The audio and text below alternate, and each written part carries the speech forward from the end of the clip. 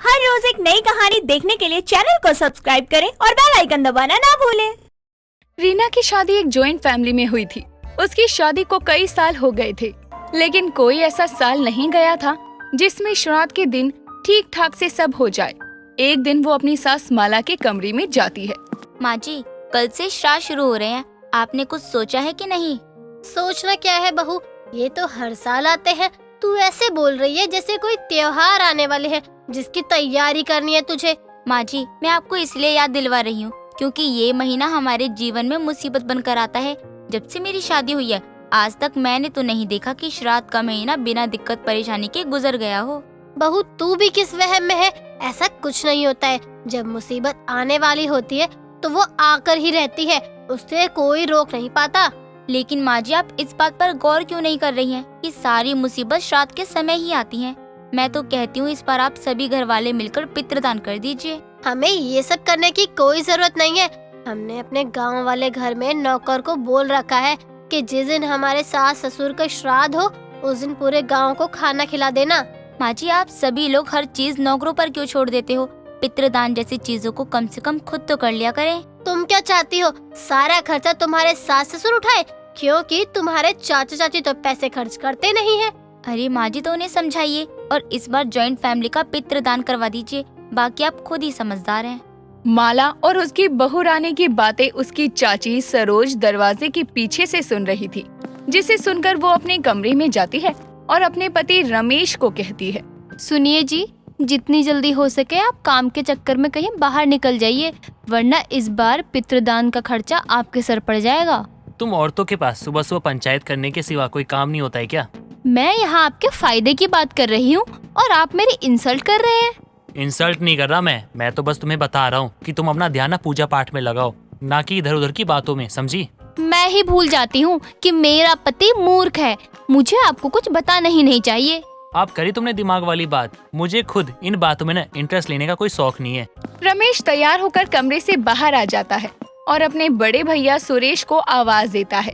बड़े भैया कहाँ हो आप? अरे जल्दी आओ ना, ऑफिस के लिए देर हो रही है मुझे। थोड़ी देर रुक जा छोटे, आ रहा हूँ। सुनिए जी, मुझे आपसे बहुत जरूरी बात करनी है।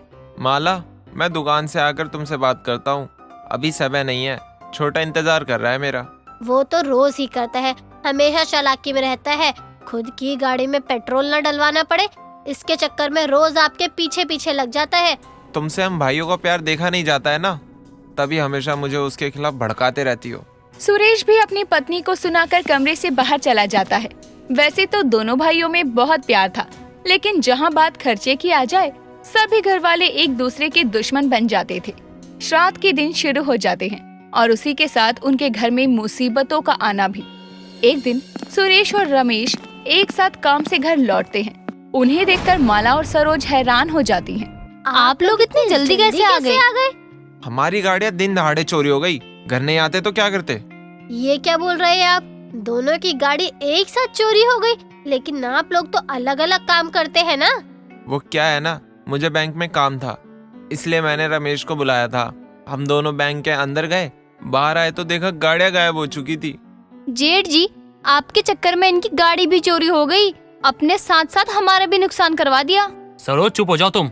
ये क्या तरीका भैया से बात करने का? नुकसान तो हम दोनों का हुआ है। जाने दो छोटे, वो सही कह रही है। ना मैं तुम्हें बैंक बुलाता, ना ही तुम्हारी गाड़ी चोरी होती। सभी आपस में बहस कर रहे थे कि तभी रीना उनके पास आती है। ये तो अभी शुरुआत है, आगे देखिए और क्या क्या होता है।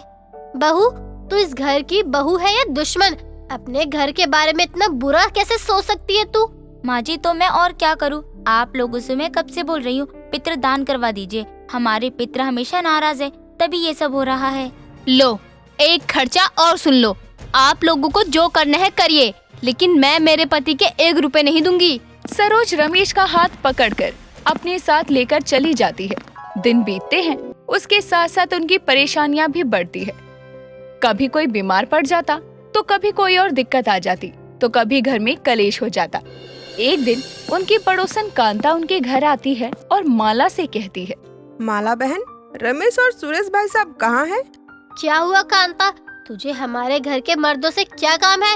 वो कल मेरे ससुर जी का श्राद्ध है और इसमें ब्राह्मणों को भोजन करवाया जाता है, इसी के लिए निमंत्रण देने आई हूँ।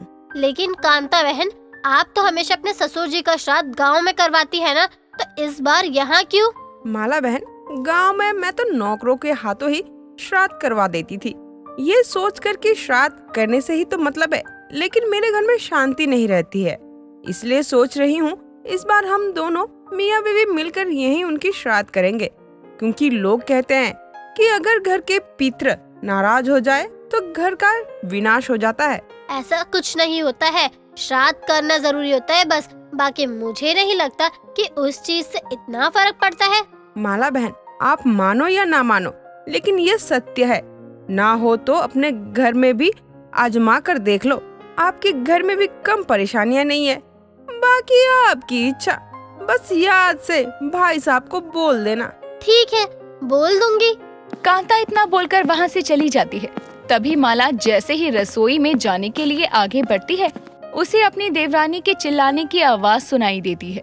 हाय राम, मैं मर गई, टूट गया मेरा पैर, कोई मुझे हॉस्पिटल ले चलो, कोई है घर में? मेरी टांग टूट गई, अब मैं क्या करूं? मुझे हॉस्पिटल लेकर चलिए, बहुत दर्द हो रहा है। सरोज की आवाज से सभी वहाँ आ जाते हैं और उसे गाड़ी में बैठाकर हॉस्पिटल ले जाते हैं, जहाँ चेकअप के बाद डॉक्टर से पता चलता है कि उसका पैर टूट गया है। ये सुनकर सभी बहुत दुखी हो जाते हैं। माँ जी, मुंह लटकाने से कुछ नहीं होगा। मैं बोल रही हूँ ना कि हमारे घर के पितृ नाराज है हमसे। हम सबको मिलकर पितृदान करना चाहिए, तभी सब जाकर ठीक होगा। बहू, इस समय तो अपना मुंह बंद कर लो। एक के ऊपर एक मुसीबत आती जा रही है, समझ में नहीं आ रहा है क्या करे, कहाँ जाए। ससुर जी, मैं रास्ता बता तो रही हूँ, लेकिन आप लोग मेरी बात का विश्वास नहीं कर रहे हैं। जेठानी जी, आप अपनी बहू को बोलो अपना मुंह बंद कर ले, वरना मुझसे बुरा कोई नहीं होगा। मत मानो चाची जी, अभी तो सिर्फ आपकी एक टांग टूटी है, कहीं हमारे पितृ ज्यादा नाराज हो गए तो आपकी दोनों टांगे टूट जाएंगी। रीना की बात सुनकर सभी उस पर गुस्सा करने लगते हैं। कुछ देर बाद सभी सरोज को लेकर घर लौट रहे थे कि उनकी गाड़ी एक ट्रक से टकराने ही वाली थी और सभी जोर से चिल्लाते हैं। सुरेश गाड़ी को तेजी से मोड़ता है, जो कि जाके एक पेड़ से टकरा जाती है और सभी बच जाते हैं। बाल बाल बच गया आज तो ससुर जी, वरना हमारा पिंडदान करने के लिए खानदान का कोई नहीं बचता, सब निपट जाते। बहू सही कह रही है, मुझे लगता है हमें बहू की बात मान लेनी चाहिए, कुछ बहुत बुरा होने से पहले। माँ जी, अब कही ना अपने पति की बात। अगर अभी भी नहीं समझे ना आप लोग, तो फिर तो भगवान ही जाने कि आगे क्या ही होगा। रीना की बातें सुनकर और अपने साथ हुए इस हादसे को देखकर सबकी आंखें खुल जाती है और सभी उसकी बात मानने को तैयार हो जाते हैं। जिसके बाद उसके ससुराल की जॉइंट फैमिली एक साथ मिलकर अपने सभी पितृ का दान पूरे विधि पूर्वक करती है, जिसके बाद उनके घर में शांति का माहौल हो जाता है और सब बिगड़े काम सुलझ जाते हैं। कोमल की नई नई शादी हुई थी। शादी के लगभग एक हफ्ते बाद सुबह कोमल जल्दी उठकर नहा धोकर रसोई में जाने लगती है। तभी उसकी नजर अपनी ननद सोना पर पड़ती है, जो सुबह के 5 बजे एक बैग लिए घर से निकल रही होती है। सोना के निकलने के बाद कोमल चिल्लाते हुए अपनी सास मधु और पति पंकज को उठाकर बोलती है, अरे अरे गजब हो गया। माँ जी, पंकज जी, कहाँ हो? जल्दी बाहर आओ। अरे जल्दी आओ, वरना भाग जाएगी वो दूर। कोमल की आवाज सुनकर मधु और पंकज उठकर हॉल में आते हैं और कोमल को ऐसे दरवाजे से बाहर झांकते हुए देखकर बोलते हैं, क्या हुआ? हाँ बहू, क्या हुआ? सुबह सुबह कौन सा राक्षस देख लिया जो पागल कुत्ते की तरह भौंक रही है? हाँ, और ये बाहर किसको देख रही हो? अरे आप खड़े क्या हैं? जाओ बाहर देखो, यहीं कहीं होंगी। अभी गाड़ी लेकर जाओ। सबसे पहले बस स्टेशन और रेलवे स्टेशन देखना, जल्दी करो। बहू, कोई दौरा वौरा पड़ा है क्या तुझे? आज पहली बार रसोई में खाना बनाने जाने वाली थी ना तू, तो कहीं अपने काम से बचने के लिए ये पागलपन के ड्रामे तो नहीं कर रही है? यहाँ आपकी बेटी घर से भाग गई और आपको बहू के काम ना करने की पड़ी है। कैसी माँ है आप? क्या सोना भाग गई? भाग गई है? तुम पागल वागल हो गई हो क्या? मेरी बहन क्यों भागेगी? अरे उसकी शादी फिक्स हो चुकी है उसके ही पसंद के लड़के के साथ। अगले साल उनकी शादी होगी, तो वो क्यों भागेगी? मैं सच कह रही हूँ। ननन जी सुबह सुबह एक बैग लेकर घर से निकली है, जूते वूते पहनकर। हे भगवान, मैं तो डर ही गई थी, ना जाने क्या हुआ। अरे बहू, वो भागी नहीं है बल्कि जिम गई है। अरे सुबह 5 बजे उसका जिम का टाइम है। क्या यार कोमल, तुमने तो डरा दिया था। ननन जी जिम जाती है। अरे तो ये आप सबने मुझे बताया क्यों नहीं? शादी के बाद में आज पहली बार इस समय उठी और उनको ऐसे घर से निकलते देखा तो मुझे लगा कि वो भाग रही है। कोई नहीं, अब पता चल गया ना। अब जा नाश्ता बनाने की तैयारी कर, साथ ही सोना के लिए अंडे उबाल दियो। जिम से आकर वो अंडे खाती है और नाश्ते में उसके लिए बनाना शेक बना दियो। मधु इतना बोलकर वहाँ से चली जाती है और पंकज भी अब अपने कमरे में जाकर थोड़ी नींद ले लेता है। कुछ देर में लगभग 9 बजे पंकज और मधु नाश्ते के लिए आते हैं और तभी सोना जिम से घर आती है और सबको नाश्ते की टेबल पर बैठा देखकर बोलती है, अरे वाह, आज आते ही नाश्ता करने को मिलेगा। माँ मेरे लिए अंडे उबाले। हाँ, मैंने बहू को बोला था, जा रसोई में होंगे। सोना रसोई में जाती है जहाँ उसको जिम वाले कपड़ों में देखकर कोमल की आंखें खुली की खुली रह जाती हैं। सोना की बॉडी और डोले शोले देख कोमल बोलती है, अरे वाह ननन जी, आप तो लेडी सनी देओल लग रही हो। जिम जाकर आपने अपनी बॉडी बना ली। अरे भाभी, जिम जाने का फायदा ही क्या अगर बॉडी ना बने तो। अच्छा, अब मुझे उबले हुए अंडे तो दो खाने को। कोमल सोना को उबले हुए अंडे खाने को दे देती है और कुछ देर में उसको बनाना शेक भी दे देती है। उस दिन के बाद से अब रोज ही सोना के जिम जाने का फायदा सोना से ज्यादा कोमल उठाती है, क्योंकि कोमल को सब्जी लेने जाना हो या शॉपिंग करने, वो सोना को साथ लेकर जाती और सारा सामान उससे ही उठवाती। ऐसे ही एक बार दोनों ननद भाभी शॉपिंग के लिए जाती हैं, जहां एक लड़के से अचानक ही कोमल की टक्कर हो जाती है, जिस पर कोमल उस पर चिल्लाते हुए बोलती है, दिखता नहीं है क्या तुमको? जान करके लड़कियों से टकरा के हुए जाते हो। अरे जानते नहीं हो, मैं अकेली नहीं हूँ, बल्कि मेरी जिम जाने वाली ननन मेरे साथ है। उसका एक हाथ पड़ेगा ना तो उठेगा नहीं, सीधा उठ जाएगा। ओ मैडम, पहली बात तो गलती से लगी, दूसरी बात ये भीड़ भाड़ वाली जगह है, धक्का वगैरह तो लग ही जाता है। अरे ऐसे कैसे धक्का लग जाता है? रुक तू, मेरी ननन तेरे को धक्का मारेगी अभी। दीदी मारो इसको अपने कंधे से धक्का। अरे दिखा दो आपके जिम वाले डोले शोले। भाभी, मैं क्या यहाँ अपनी पहलवानी का प्रदर्शन करने आई हूँ? चलो यहाँ से, क्यों तमाशा बना रही हो? अरे ये ज्यादा कर रहा है, इसको लगता है मैं कमजोर हूँ, लेकिन मेरी ननन जिम करे है, किसी से ना डरे है। अरे तो धमका कैसे रही हो आप? जिम मैं जाती हूँ, चौड़ी हो रही है ये लोगों के आगे। खैर, अभी इनको लेकर जाऊँ यहाँ से, वरना बात बढ़ जाएगी। सोना किसी तरह अपनी भाभी को समझा बुझाकर घर ले आती है और वहाँ आकर जब मधु को अपनी बहू की इन हरकतों का पता चलता है तो वो उससे बोलती है, बहू, तेरी ननद जिम के दिखावे के लिए करती है क्या? अरे तू ऐसे बीच भीड़ में उसको अपने जिम के स्किल का प्रदर्शन करने के लिए कैसे कह सकती है? माँ जी, मुझे लगा ननन जी के जिम जाने का फायदा कहीं तो उठाएं।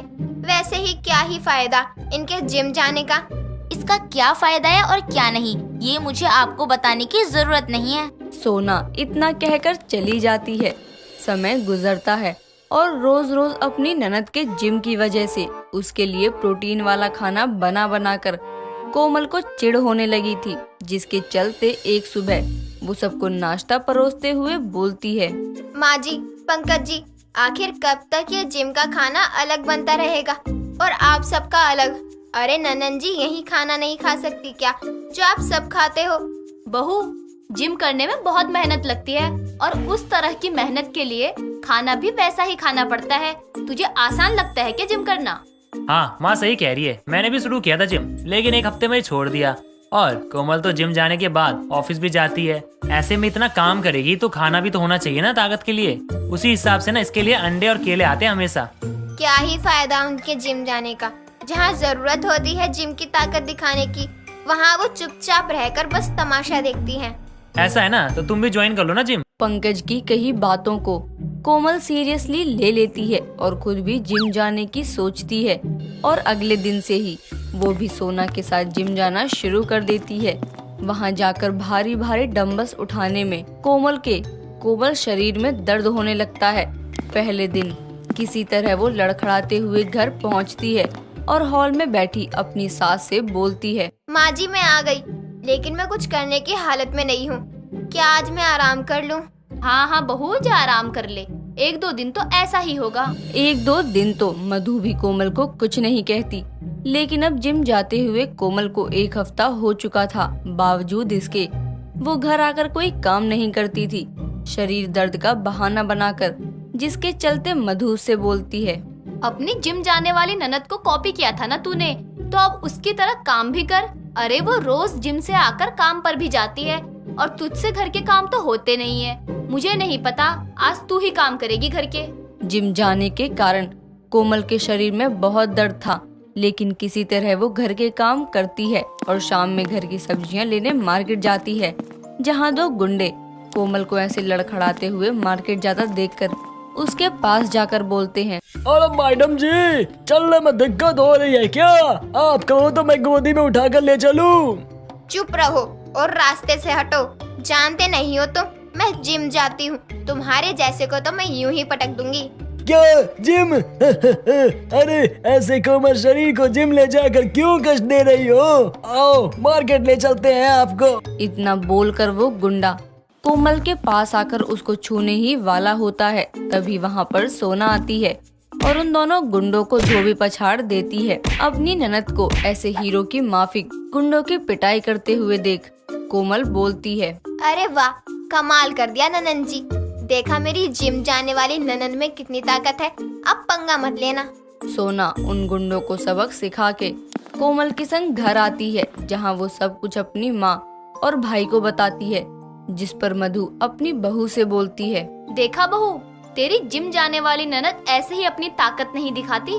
सही समय आने पर उसके जिम जाने का फायदा होता है, और तुझे एक हफ्ते में जिम जाकर फायदा इसीलिए नहीं हुआ क्योंकि जिम के हिसाब से खाना भी तुझे खाना चाहिए, वो तू खा नहीं रही। अब समझ आया क्यों सोना का खाना अलग बनता है, क्योंकि उसके शरीर को जरूरत है। हाँ माँ जी, और ये जिम वगैरह मेरे बस की बात नहीं है, इसलिए मैं अपनी जिम वाली ननन का प्रोटीन वाला खाना बनाकर खुश हूँ। बाकी मेरी रक्षा के लिए ननन जी हैं। क्यों सोना? हाँ भाभी, आपकी ननद जिम करे है, किसी से न डरे है। सोना की इस बात पर सभी हंसने लगते हैं और उस दिन के बाद से कोमल अब हमेशा ही अपनी ननद को अपने साथ हर जगह लेकर जाती, जिससे उसे सुरक्षित महसूस होता। मोनिका और राशि दोनों बहुत अच्छी दोस्त थी, लेकिन दोनों की हैसियत में जमीन आसमान का अंतर था। मोनिका बहुत ही अमीर और बड़े घर की लड़की थी, तो वहीं राशि बहुत ही गरीब घर की लड़की थी। लेकिन दोनों की हैसियत में इतना अंतर होने के बाद भी दोनों की दोस्ती पर इसका कोई असर नहीं होता था। ऐसे ही एक रोज राशि मोनिका के घर जाती है, जहां उसकी नौकरानी कमला उसे कहती है, बिटिया की तबीयत ठीक नहीं है, आज वो कॉलेज नहीं जाएंगी, आप चली जाओ बिटिया। लेकिन आंटी, उसको क्या हुआ है? कल तक तो वो बिल्कुल सही थी, साथ में कॉलेज से आई थी, तब तो ठीक थी। अगर वो कॉलेज नहीं जाएगी तो मैं भी नहीं जाऊंगी। मुझे उससे मिलना है, क्या मैं उससे मिल सकती हूँ? बिटिया, साहब ने किसी को भी बिटिया से मिलने के लिए मना किया है। कहा है कि आज उसे बस पूरे दिन आराम ही करना है, फिर चाहे वो कोई भी हो। मुझे माफ करो बिटिया, अगर मैंने तुम्हें मोनिका से मिलने दिया तो साहब मुझे नौकरी से निकाल देंगे। जाने दीजिए ना आंटी, अगर मैं उसको बिना देखे जाऊंगी तो मुझे चैन नहीं आएगा। मैं उसे परेशान नहीं करूंगी, बस एक बार दूर से ही देख कर आ जाऊंगी। नहीं बिटिया, मालिक वैसे ही बहुत परेशान है मोनिका बिटिया की तबीयत खराब को लेकर। अगर तुम्हें यहाँ देखेंगे तो वो और भी गुस्सा करेंगे। अभी तुम जाओ। कमला के कहने पर राशि निराश होकर बिना मोनिका से मिले ही वहाँ से जा रही थी। तभी मोनिका लड़खड़ाते हुए वहाँ आती है और अपनी नौकरानी कमला से कहती है, आंटी आप तो जानती है ना, राशि मेरी सबसे अच्छी दोस्त है। अगर वो मेरे साथ है तो मुझे किसी की जरूरत नहीं है, दवा की भी नहीं। मैं अपने आप ही ठीक हो जाऊंगी। बिटिया, तुम बाहर क्यों आ गई? मैंने तुमसे कहा था ना कि आज तुम कहीं नहीं जाओगी। मालिक ने तुम्हें आज बाहर जाने से मना किया है। आंटी आप जानती हो ना कि मुझसे कमरे में लेटा नहीं जाता। और रही बात पापा की, तो उनका तो काम ही है गुस्सा करने का। चलो राशि, हम कॉलेज चलते हैं। नहीं, बिल्कुल भी नहीं। तुम्हारी तबीयत ठीक नहीं है, हम कहीं नहीं जाएंगे। आज हम पढ़ाई यहीं कर लेते हैं, घर पर ही। हाँ, ये भी सही है। इसी बहाने मैं तुम्हें अपना पूरा घर दिखा दूंगी। आज पहली बार तुम मेरे घर आई हो, तो ऐसे थोड़ी ना जाने दूंगी।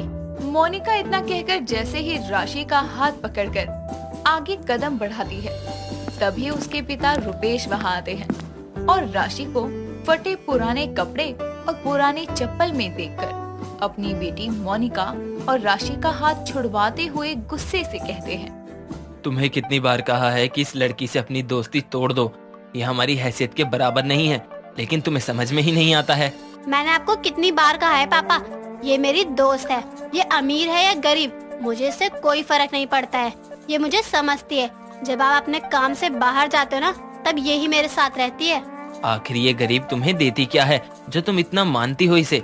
इसके पास तो इन सर्दियों के दिन में ठीक से कपड़े भी नहीं है पहनने के लिए, ये तुम्हारा क्या साथ निभाएगी? पापा, ये मुझे वो देती है जो आप कभी नहीं दे सकते, वो है वक्त, प्यार, जो माँ के जाने के बाद मुझे आपसे कभी नहीं मिला। आपको पैसे के सिवा कभी कुछ दिखाई ही नहीं देता है। बस मोनिका, ये मत भूलो कि मैं तुम्हारा पिता हूँ। मैंने कहा ना, तुम इससे बात नहीं करोगी तो नहीं करोगी। रुपेश इतना कहकर मोनिका का हाथ पकड़कर उसे उसके कमरे में लेकर जाता है और राशि निराश होकर अपने घर आती है। ऐसे ही समय बीतता है और राशि दोबारा मोनिका से मिलने की कोशिश नहीं करती। एक रोज वो अपनी माँ मालिनी के साथ घर में बैठकर आग सेक रही थी। तभी मोनिका वहाँ आकर कहती है, क्या आप लोगों के साथ मैं भी आग सेक सकती हूँ? हाँ हाँ बेटी आओ ना, लेकिन तुम इतनी रात में कैसे आई? आंटी जी, ड्राइवर छोड़कर गया है, वो पापा बाहर गए हैं ना काम से कुछ दिनों के लिए, तो बाद में ही आएंगे। मैं यहाँ आ गई। लेकिन बेटी बाहर इतनी सर्दी हो रही है, तुम्हें ऐसे नहीं आना चाहिए। माँ सही कह रही है, तुम्हें यहाँ नहीं आना चाहिए। पहले कुछ दिनों से वैसे ही बहुत ठंड पड़ रही है, यहाँ तुम परेशान हो जाओगी। गरीब के घर की सर्दियाँ झेलना तुम अमीरों के बस की बात नहीं है। राशि, ये क्या तरीका है बोलने का? कोई घर आए मेहमान से ऐसे बात करता है क्या? बेटी तू मेरे साथ चल, बोलने दे इसे। मालिनी इतना कहकर मोनिका को अपने साथ लेकर चली जाती है और एक चारपाई पर बैठा देती है। थोड़ी देर बाद वो उसके लिए गुड़ रोटी लेकर आती है और उसे देते हुए कहती है, ले बेटी, हम गरीब लोगों के पास तो यही है खाने को, तुझे यही खाना पड़ेगा। गुड़ खा लेगी तो अच्छा होगा, तुझे सर्दी कम लगेगी। आंटी, आप प्यार से जो भी देंगी मैं खा लूंगी, मुझे कोई परेशानी नहीं है। और हाँ, मुझे ठंड भी नहीं लग रही है। तुमने अभी गरीबों की ठंड देखी ही कहाँ है? जब तुम्हें भी इन सर्दियों के मौसम में पतली सी फटी पुरानी चादर में या बस आग सेकर रात गुजारनी पड़े ना, तब तुम्हें पता चलेगा तुम अमीर लोग कहाँ सर्दियों में मखमल के बिस्तर पर गर्म एसी चलाकर सोने वाले इंसान हो और कहाँ हम चटाई पर सोने वाले। कहाँ तुम लोग अच्छे और महंगे गर्म कपड़े ब्लेजर पहनने वाले, कहाँ हमें ठीक से कपड़े भी नहीं नसीब होते। राशि, ये अमीर गरीब की सर्दियों की चर्चा और ताने तो इसे क्यों सुना रही है? इस बेचारी ने तो कभी तुझे अपने अमीर होने का ताना नहीं मारा, ना कभी ये एहसास होने दिया कि वो अमीर है और तू गरीब। माँ, मैं ताना नहीं मार रही हूँ, इसे अमीर और गरीब की सर्दियों का फर्क बता रही हूँ, ताकि ये अपने अमीर घर में वापस चली जाए। इसके बस की नहीं है गरीबों की सर्दियों में दिन काटना। अच्छा बस कर तू और खाना खा ले। कुछ समय बाद सभी लोग एक साथ बैठकर खाना खाते हैं, जिसके बाद मालिनी चारपाई पर मोनिका का बिस्तर लगाकर खुद अपनी बेटी राशि के साथ जमीन पर सोती है।